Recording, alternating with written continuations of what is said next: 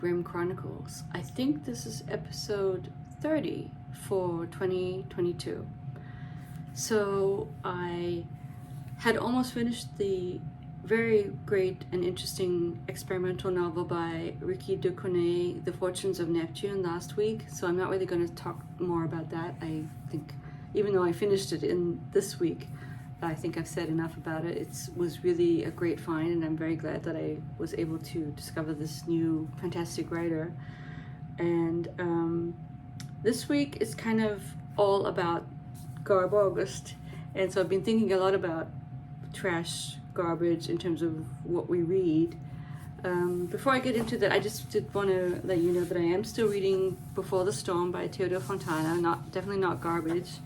19th century German novel about a family and their plight in the the Napoleonic era, so 1812 to 1813. And the whole novel, so this pretty thick novel, takes place, it says, a novel from the winter from 1812 to 1813, and it really is actually a very good winter read. I should not be reading this in the summer, but it's actually nice to be reading it when it's hot outside, because it's all about the snow and how pretty everything looks because of the snow. The backdrop is winter, and I'm making slow progress, as is my way, and we still kind of are getting introduced to different characters. Like the one chapter I've just been reading, the couple of chapters, we were introduced to his the patriarch Bernd, and the family's name is Hohenfietz, and they have this estate in this area in the west of, sort of northwest of Berlin, I guess. And this is his sister, and his sister's very interesting because she married someone who, and became, because of her connections, because he was a nobleman or, wealthy and I guess had a title, Graf, he was a duke. She hung out with, of all people, I'm not quite sure where in age they fall, the brother of Frederick the Great. I think a younger brother, I'm pretty sure. Heinrich was a younger brother of Henry VIII who has his own kind of court, and who was a soldier in Frederick the Great's wars, specifically the 7-Year War, and did quite well, but was always kind of in his brother's shadow because it was Frederick the Great. And so you get a kind of history in the making type situation of her relationship to him, and how she was able, because she was very smart and witty, and she had a way of flattering him when she knew he wanted to be flattered, but then also being interesting enough and witty enough to be kind of a good person that he wanted to keep around. And she specifically had to flatter him when it came to his military prowess, his being very proud about what he did in one battle, the Battle of Prague. So I'm not up on my 7-Year War stuff at all, but apparently there was this one battle, and with all the, I guess, were they Habsburgs? The enemies of Prussia, yeah, Austria, and a famous general died there in a very heroic way, and it turns out that Fontane even wrote a poem about this general, Schwerin, who died. He kind of gave his all and fell on his sword. I mean, he just died under heroic circumstances. And yeah, it's a beautiful novel. I still love it very much. Specifically the descriptions of the buildings and the nature and just everything. And then also the way he describes people too is very amusing. And it does kind of remind me a little bit of Trollope, but it's as if it's Trollope, but on a larger scale. Even Trollope is a little bit like more interested in the provincial, even though you see glimpses of people from other countries and stuff come in. But Fontane is giving us a lot of local color to the story, like the way he describes the people and how they interact and the little stories they tell about each other. It's very connected to this area of Germany, which I am myself not that familiar with, but I really love how he's describing it. it's good stuff, and I'm enjoying it, even though I am reading it very, very slowly. I mean, I started this for Jane Austen in July, and it's August now, and I am on 124, so it's going to take me a while, but that's okay. It doesn't matter. It doesn't matter at all. So that's that. And I did have kind of in the back of my mind the idea that I would be able to start something non-garbagey as well as all the garbage, so to speak, but it hasn't really happened. So let's get into the garbage. So before I do my little unboxing, so I have this one I don't even know what it is. This is the one from Criminali. Let me show it to you, but make sure that there's nothing on here. Criminali's gift that I got, and I've partially opened it, and I'll open it more because I don't know what is in. I don't know the garbage novel that is in this. And then this is one that I do know, and I'll show you in a minute what it is. And let's talk a little bit about the one I've already started, which is Flowers in the Attic by V.C. Andrews. And I was just kind of looking up stuff a little bit about the novel 1979, so that's interesting. So I have to admit, I have very little, I know nothing really. I've read very little garbage fiction in my life, and I think partly because of my snobby, overeducated background, and also not really being that kind of reader. I mean, I'm not a voracious reader. I've never really been a voracious reader, and I do think in a way that's what's good about garbage or trash or rote stuff, you know, is that you get used to reading a lot and quickly. And I never fell into that pattern. Even as a young one, I would find my favorites, and they were odd favorites. They weren't anything. I mean, one of my favorite children's novels is a strange novel that I think is translated from the Dutch into the English, and it's called Children of the Oregon Trail. I so deeply love that book, and written by someone with a Dutch name, Van de Graaf. Anyway, and then Laura Ingle. I really love the Little House books, but I never really fell into comics or anything sort of quote unquote trashy as a young one. Science fiction, fantasy. I mean, I don't know how it would be if I were a young one now, but it's as if I kind of gravitated pretty early on to non-YA stuff, partly because I was, you know, full of myself and wanted to read, you know, canonical stuff. I mean, I had the Klaus Mann phase, and I read Kafka early. I liked him. Hesse, felt really full of myself reading Hesse when I was in high school.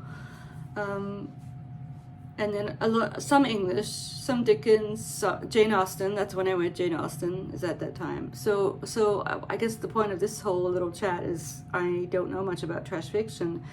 And so reading Flowers in the Attic, it really is kind of eye-opening to me. First of all, how bad, in a certain sense, the writing is.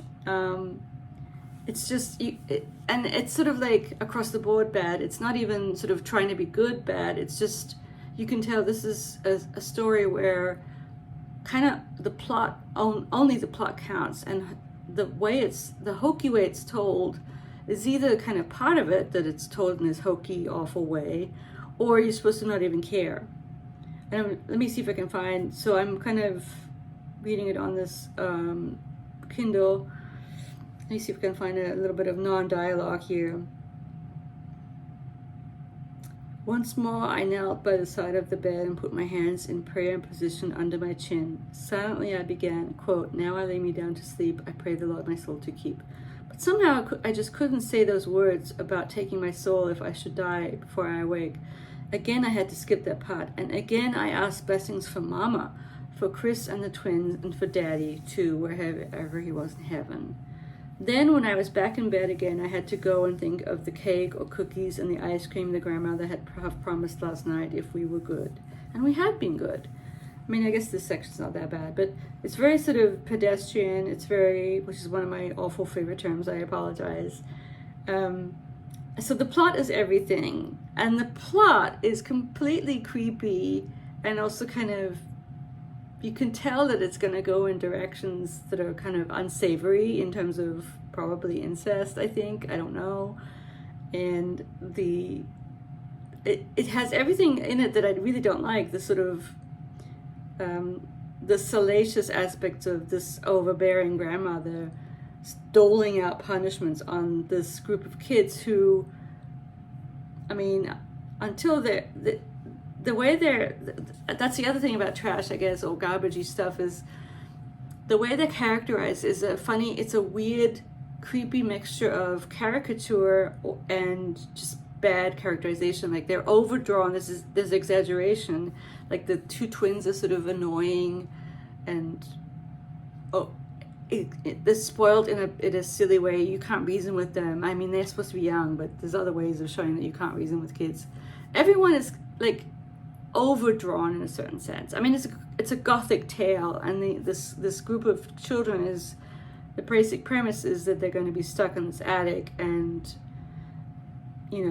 will have to deal with this very, very overbearing, over-religious, creepy grandmother who has her own weird ideas that kind of, I think the point is that her weird ideas about them, and there's all these reasons why they have to be in this attic that seem kind of silly to me, but it has to do with the grandfather the grandfather's not allowed to know that they're there. I mean, I don't want to go into the details because it's sort of like, it's almost like it's a setup, which is part of, I think, the issue with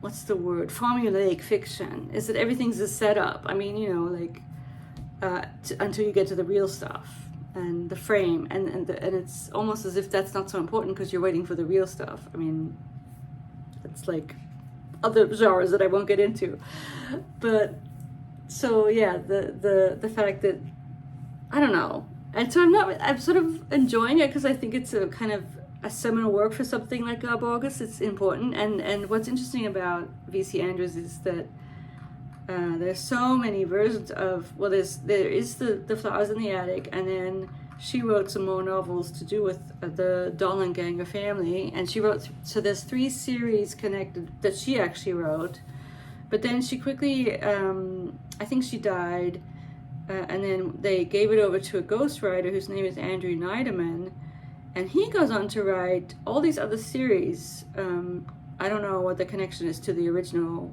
Flowers of the Attic family is, but he wrote another 25 series of books, 25 series. So most of the series are like 2 books or 3, but that's a lot of books right there. And that's another thing that's sort of a giveaway of it being trashy or hack. So yeah, he wrote a lot, and apparently he also wrote a number of novels on his own, including one that became a movie with Keanu Reeves. Anyway, so what's the one that became into a movie? I forget what it's called. So yeah, there's all these sort of things or rules or conventions, is the word I'm looking for, connected to formulaic trash fiction that I'm not really familiar with as someone who's just never really been drawn to it. So I'm learning about it, and I think the main thing that I have to remember with something like Flowers in the Attic is that it's a gothic tale.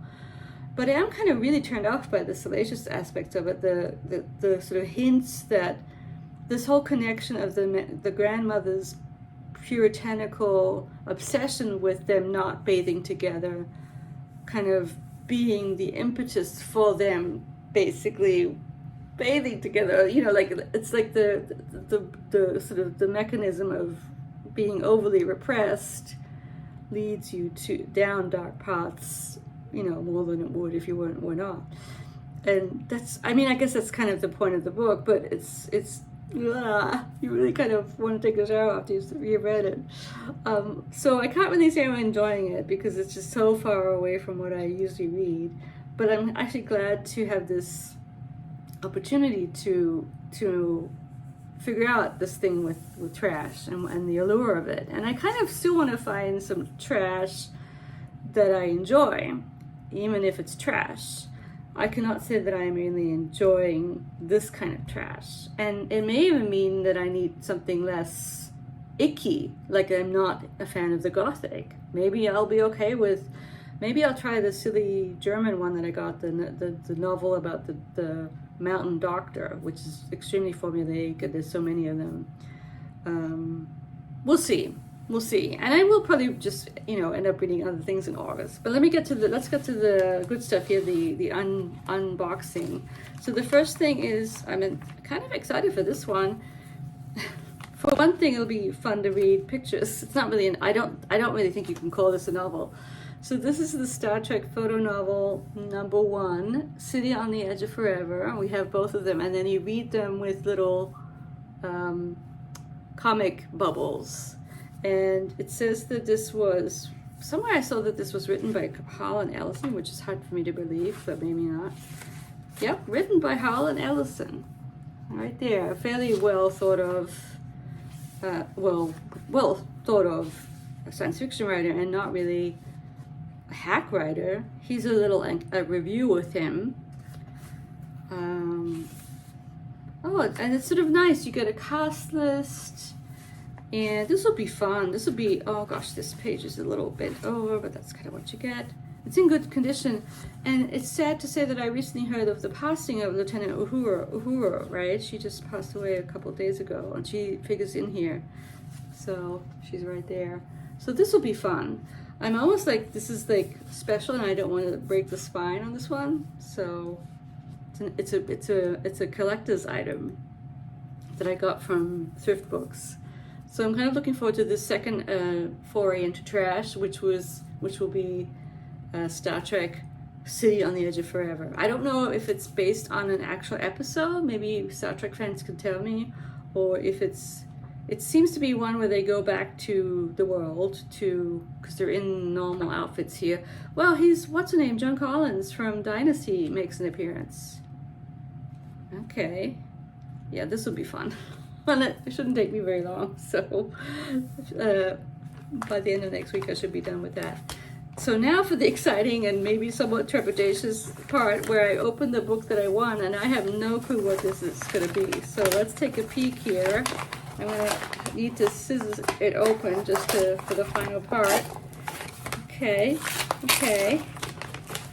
I see a gun. Oh, gosh, what is it? I need to cut it more. Let's just tear it or something. Okay, what do we have here? What do we have? Oh, so exciting. We have wonderful bookmarks from Criminale for GarbAugust. There you go. This is perfect. Thank you, Criminale. And then this looks great. Oh, is it called The Executioner by Don Pendleton. Tell them I'm here. Tell them somebody knows. Tell them somebody knows why. And this looks exciting. Like, this will be so much nicer than a gothic, creepy thing about brothers and sisters doing stuff. So yeah, bring it on. This might be my kind of trash. I'm excited to read a sort of a spy something. I don't know. I have no clue what it's about. In a pool hall in Boston's North End, small-time mafioso Giulio La Rocca lay slumped across one of the tables, a steady stream of blood still sleeping from out the... Anyway, something about this person who's dead. I've never heard of Don Pendleton. And I don't know, this guy on the cover kind of reminds me of Sean Connery, but not really. And I guess he's American. But yeah, I'm going to read this. I will read this as soon as I can.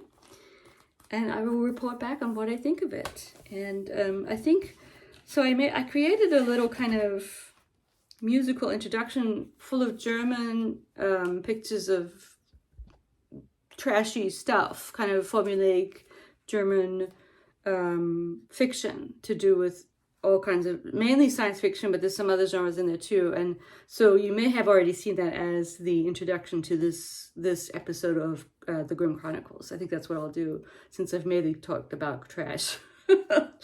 And yeah, I don't think there's anything else on the horizon. If I have any time and energy, I might try something non-garbagey. What I might try and do is go back to my big novel that is really literally going to take me years, the one by Margaret Young, Miss Mackintosh, My Darling. And there's other things sort of around. Let me just show you quickly here the other two books that have nothing to do with garbage that have come in the mail. I found a good deal on this beautiful other work by Margaret Young. So the other work that it was supposed to be an article, and it turned into another huge novel called The Life and Times of Eugene Victor Debs, Harp Song for a Radical. And this just looks so wonderful with this cover. And I'm so excited that I have it. I won't read it for a while, to be honest, because I have to finish the other one and other stuff is on around. But I'm really glad I own this book, because now I own this book and the Angel in the Forest book about New Harmony, and the only one I don't really own, but I'm kind of pretending I own it, is the library copy version of Miss Mackintosh, My Darling, which didn't have the cover. And so I don't need to show you that. And then at the other end of garbage, let's talk about theory here. So connected to my reading of du Corneille, and her interest in Bachelard, the French philosopher Bachelard, I decided I actually want to pick up the one that has to do with water, but this is his work on, so he wrote different books to do with the different elements, and this is the one to do with air, called Air and Dreams, an essay on the imagination of movement. And I think it's going to be interesting. I don't know how I might read it in bits and pieces, but the beginning is quite accessible and not too heavy in terms of philosophy. It's not like reading Hegel. And so, yeah, I just want to get this and have it on my shelves. So if I want to dig into it, I will. So, Bachelard. So, yeah, that's at the other end from Flowers in the Attic, for sure. Anyway, that's all I have to report for this week. Hope everyone's doing well. And I know there are a lot of other readathons happening. For example, Women in Translation. So I might, look at my shelves and pick up something that would work for that. I have Annie Ernaux. I could read Annie Ernaux, The Years. I have that one that I could read, and other things. And then there's other readathons happening. There's so many. There's the adventure one happening, which could sort of overlap with Star Trek in a certain sense. So yeah, August is the month for read-alongs. But yeah, that's all from me for this week. Hope everyone's doing well, and I will see you at the very latest next Tuesday. Bye-bye.